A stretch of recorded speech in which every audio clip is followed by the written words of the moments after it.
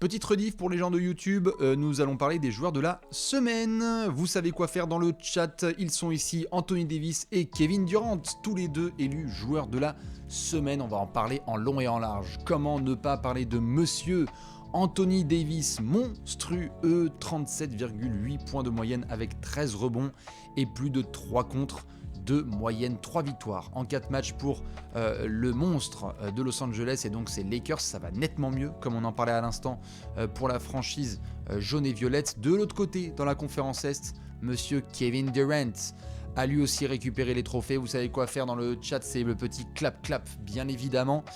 3 victoires. Pour une seule défaite, on reparlera en détail de cette défaite côté Brooklyn, mais 33 points, 7 rebonds. Et regardez-moi ce pourcentage au tir. 65% de réussite au tir pour Kevin Durant. Pareil, on va revenir en détail sur ses performances. C'est de la très très bel ouvrage qui nous est envoyé par AD et KD. Donc si votre nom de famille commence par un D, c'est un assez bon signe. Voilà pour les deux joueurs de la semaine. Je rappelle justement, si vous avez traîné sur votre compte Twitter préféré récemment, qu'il y a un sacré comparatif entre les 10 premiers matchs d'Anthony Davis et entre les 10 derniers. Regardez ça, la différence depuis qu'il a activé le Beast Mode. Les 10 premiers matchs d'Anthony Davis, eh bien c'est simple, les Lakers ne remportent que 2 matchs. Sur leurs 10 premiers, c'est très difficile, une sortie de starting block qui est compliquée. Russell Westbrook qui est titulaire, ça va pas du tout. Et on a 23 points, 10 rebonds, 3 passes, 2 contres, une interception, 54% au tir. Vous allez me dire, 99% de la planète aimerait avoir ces statistiques. Mais oui, mais on parle de qui là ? On parle d'Anthony Davis, apparemment un des 75 meilleurs joueurs de l'histoire, un des meilleurs intérieurs de sa génération. Un garçon qui, certes, a vu LeBron être MVP des finales dans la bulle, mais le meilleur joueur des playoffs au global, dans la bulle d'Orlando, c'est monsieur Mono-Sourcil. Et bien regardez ce qui s'est passé depuis qu'il s'est énervé. Les 10 derniers matchs d'Anthony Davis, attention, 34,2 points de moyenne, 15,4 rebonds, 2,7 passes, 3 contres, une interception, 63% au tir. Et regardez cet effet miroir inversé, 8 victoires pour 2 défaites. Depuis qu'Anthony Davis est sur 2 jambes et pas blessé, c'est une dinguerie. Et donc, forcément, ça transforme la saison des Lakers. Ça va très très bien pour nos amis Angelinos. Je remonte justement le classement, on en parlait tout à l'heure. 8 victoires sur les 10 derniers matchs pour nos amis les Lakers qui essayent de remonter dans cette terrible conférence Ouest bien bouchée. Vous avez juste à voir la colonne des défaites ici. Une défaite et ça chute, une victoire et tu peux chambouler tout le classement. Donc pour Los Angeles, on espère que ça va aller encore mieux pour Anthony Davis. Difficile de faire nettement mieux, qu'est-ce qu'il va faire en plus, des matchs à 55 points et 20 rebonds peut-être. Il en a déjà fait, merci Washington. Peut-être qu'il ira choper monsieur Joel Embiid avec son quasi 60 points et 20 rebonds qui nous a sorti en début de saison. Un quasi meilleur score de TTFL pour monsieur Anthony Davis. Dans tous les cas, voilà ce que ça donne pour l'ogre de Los Angeles. On finit le virage californien en vous rappelant, comme j'en parlais à l'instant, de ce début de saison compliqué. Regardez comment c'était difficile. On est sur le calendrier des Lakers. On avait vu justement 1, 2, 3, 4, 5 défaites de suite. Puis 1, 2, 3, 4, 5 défaites de suite. 12 matchs, 2 victoires, 10 défaites. Impossible.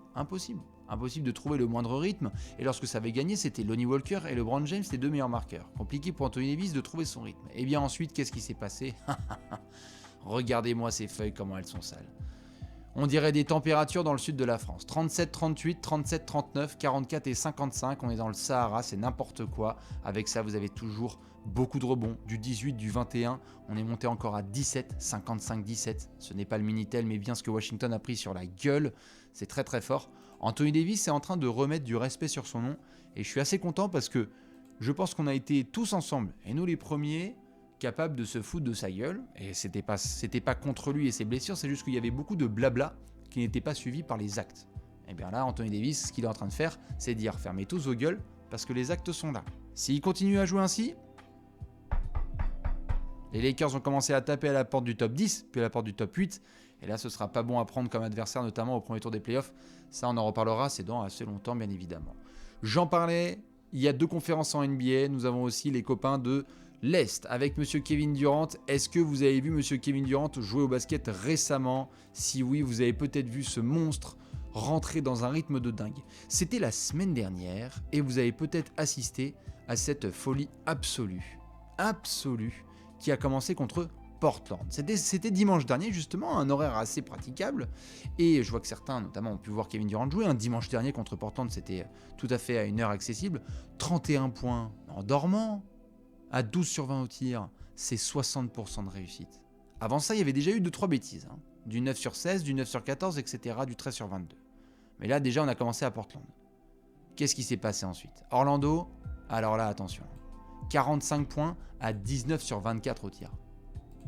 45 points à 19 sur 24 au tir. Absolument énorme, Kevin Durant qui a étalé toute sa classe sur la gueule du Magic évidemment, avec beaucoup d'amour puisqu'il connaît bien monsieur Paolo Banchero. Paolo Banchero qui a parlé de Kevin Durant avec énormément de passion, lui qui était un gamin du côté de Seattle. Paolo Banchero a connu Kevin Durant avec le maillot de Seattle. Il y a peut-être des gens qui débarquent et qui ne l'ont que connu avec le maillot du Thunder ou des Warriors ou des Nets. Eh bien non, sachez-le, KD, il a bien joué sa première saison, sa saison de rookie de l'année, avec le maillot des Sonics mythiques de Seattle.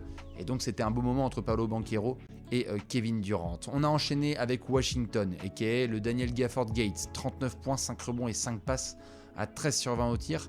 Ça donne quoi? Ça donne que même si après, vous avez un match, allez, contre Toronto, qui est gagné, mais en laissant les autres copains faire le travail, 17 points seulement, et que vous avez une défaite contre Boston, numéro 1 de la NBA, avec beaucoup de ballons perdus, on voit ici 31 points et 8 ballons perdus. Il n'empêche que Kevin Durant en ce moment, c'est du très très fort, ça shoot large, au-dessus des 50%, on s'en fout maintenant, le panier fait la taille des Yvelines, donc c'est un petit peu compliqué de défendre sur lui, et du coup, ça nous permet d'avoir des Nets qui remontent au classement. Pareil, je vous remontre un petit peu comment le calendrier s'est déroulé pour nos amis les Nets. Ça avait mal démarré, hein. On était à l'ère Steve Nash, ici à l'époque. 1, 2, 3, 4, 5, 6 défaites sur les 8 premiers matchs. On n'arrivait pas à trouver son rythme. Et puis là, ça y est, hein, on a un peu plus de vert. Là, depuis la victoire à Portland, 1, 2, 3, 4, 5, 6, 7. Allez, 7 victoires sur les 10 dernières rencontres. Ça va mieux. Kyrie Irving rejoue au basketball.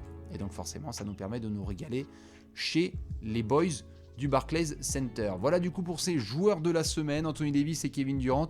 Je termine juste en posant la question, est-ce que vous aviez un autre joueur de la semaine? Je sais qu'il y a des fans de Phoenix qui ont demandé à ce que Devin Booker ait un peu plus de respect. Compliqué quand même de tenir la discussion avec monsieur AD quand on voit le niveau d'abattage qu'il avait. Voilà, hein, je vois que Devin Booker est très mentionné. Jaylen Brown a été énorme avec Boston.